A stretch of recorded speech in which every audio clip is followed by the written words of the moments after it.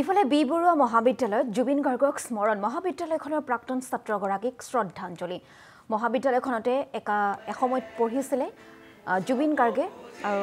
জুবিন গাৰ্গক শ্ৰদ্ধাঞ্জলি জ্ঞাপন কৰিছে মহাবিদ্যালয়খনৰ ছাত্ৰসকলে স্মৃতিচাৰণ সভা গীতৰ শ্ৰব্য কেছেটৰ প্ৰদৰ্শনী জুবিনৰ ৩ শতাধিক কেছেটৰ প্ৰদৰ্শনী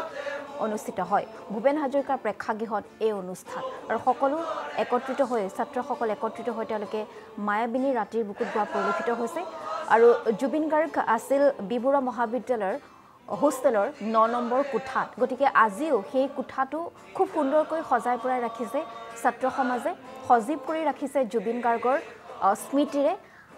আৰু কালিৰ দিনটোতো আমি আপোনালোকক দেখুৱাইছিলোঁ কেনেধৰণে বি বৰুৱা কলেজত অনুষ্ঠিত কৰা হৈছিল বিভিন্ন অনুষ্ঠান আৰু এই মুহূৰ্তত আমি আপোনালোকক দেখুৱাইছোঁ ভূপেন হাজৰিকা প্ৰেক্ষাগৃহত অনুষ্ঠিত কৰা হয় এয়া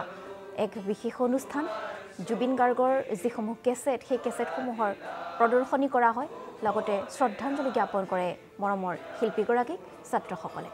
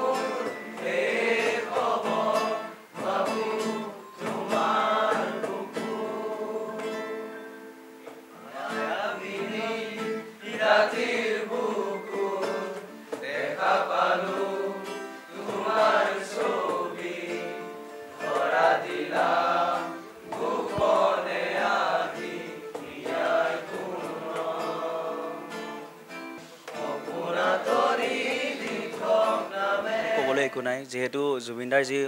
অমৰাজী সৃষ্টি সেই সৃষ্টিসমূহ আমি আমাৰ নৱগত যিবোৰ প্ৰজন্ম আছে আমি সেইবোৰ ধৰি ৰাখিব লাগিব আৰু লগতে আমাৰ বি বৰুৱা মহাবিদ্যালয়ৰ এটা চিনাকি কোঠালি হৈছে 11 নম্বৰ কোঠালি সকলো আহে ইয়ালে বহে জুবিনদাৰ কথা পাতে আমি পাতিছিলোঁ কিন্তু আমি যে এতিয়াও এই কথাটো মানি ল'ব পৰা নাই যে তেওঁ আমাৰ মাজত নাই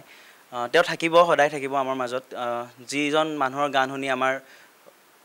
মানে আমাৰ সৰুকাল এতিয়া আমাৰ বাল্যকাল লগতে আমাৰ এতিয়া যি কিশোৰকাল চলি আছে এইসমূহ কালসমূহ চলিল তেওঁক আমি সহজতে পাহৰি দিব নোৱাৰোঁ আৰু আমি তেওঁক অনাগত দিনসমূহলৈ সোঁৱৰি যাম তেওঁৰ সৃষ্টিৰাজিক আমি আগবঢ়াই লৈ যাম নৱগত প্ৰজন্মক চাওক যিয়ে নহওক যি হওক বা নহওক কিন্তু আমি এটা কথাই বিচাৰোঁ যদি এই ক্ষেত্ৰত কোনোবা দোষী আছে তেওঁ উচিত শাস্তি হ'ব লাগে আৰু চৰকাৰক মই বিশেষকৈ আহ্বান জনাম যে এই তদন্তটো ভালদৰে কৰক কোনো নিজৰ স্বাৰ্থ নাৰাখি এই তদন্তটো কৰক যাতে আমাৰ সকলো অসমৰ ৰাইজে প্ৰকৃততে যাতে আমাৰ